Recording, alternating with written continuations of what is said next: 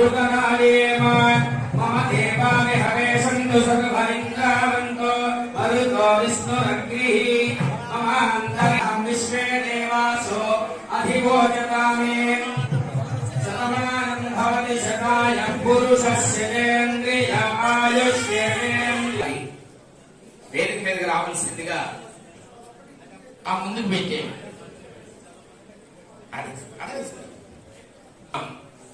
సాహితీ లహరి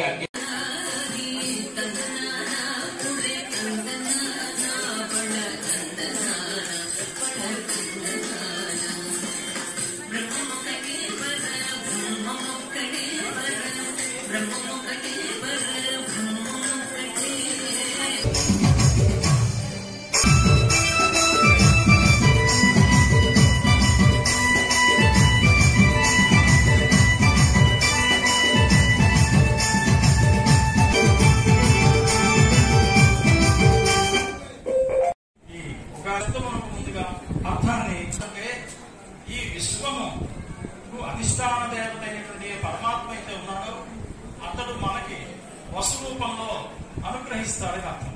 అంటే విశ్వ అనే శబ్దం కూడా భగవంతుడిదే, వసు శబ్దం కూడా భగవంతుడిదే. ఏ భగవంతుని యొక్క ఉనికిని ఆస్తికులందరూ నమ్ముతున్నారో, ఏ భగవంతుని యొక్క అస్తిత్వాన్ని, భగవంతుని యొక్క కార్యకలాపాలని, చరాచర సృష్టిని జరిగినటువంటి సృష్టి నమ్ముతున్నటువంటి ఆస్తికులు అయితే ఉన్నారో అందరి యొక్క హృదయంలో వెలిసినటువంటిదే ఈ రకమైనటువంటి నామములు. మనకు 60 సంవత్సరాలకు వచ్చిన పేర్లలో కూడా దైవనామములే అన్ని దాదాపుగా. అందుచేత ఆ పరమాత్మ స్వరూపంగా ప్రకాశిస్తున్నటువంటి ఏ పరబ్రహ్మ స్వరూపం అయితే ఉన్నదో దాని నుంచి మనం వసుహు అంటే ఇందులో అర్థము ధనము అని అర్థం ఉన్నది. ధనము అంటే డబ్బు కాదండి. ధనమగ్ని ధనం వాయు ధనం సూర్యో ధనం వసుహు ధనమింద్రో బృహస్పతిర్వర్ణం ధనమస్నుతే. ధనం అంటే డబ్బు అని అర్థం లేదు. అక్కడ పడేటువంటి పంచభూతములు కూడా ధనములే మనకి. అందులో ఏదైనా వ్యత్యాసం వస్తే మనం ఏమైపోతాం మనకు తెలుస్తూనే ఉన్నాం, చూస్తూనే ఉన్నాం. కాబట్టి ఆ సంపద అనిర్వచనీయమైనటువంటి ప్రజలకి, ప్రకృతికి, పశుపక్షాదులకి, సర్వ జీవరాశికి ఉపయోగపడేటటువంటి ఏ ధనం అయితే ఉందో అది ఆ పరమాత్మ అందిస్తాడన్న ఉద్దేశంతో ఈ సంవత్సరానికి విశ్వావసు అనే పేరు పెట్టడం జరిగింది.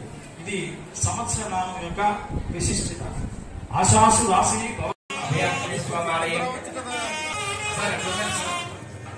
మాధవరెడ్డి గారు మేము పెట్టుకున్నాం. బ్రహ్మశ్రీ దమన కోశికు కనకలింగేశ్వర గారు ఇక్కడ ఒక నిమిషం వారిని నర్చించిన తర్వాత మిమ్మల్ని ఆహ్వానిస్తాం.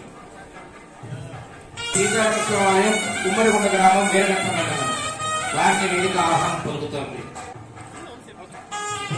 విశ్వేశ్వర స్వామి ఆలయం లక్ష్మీపురం పార్వతీపురం వీరిని సిద్ధంగా ఉండవలసిందిగా సవినయంగా గారు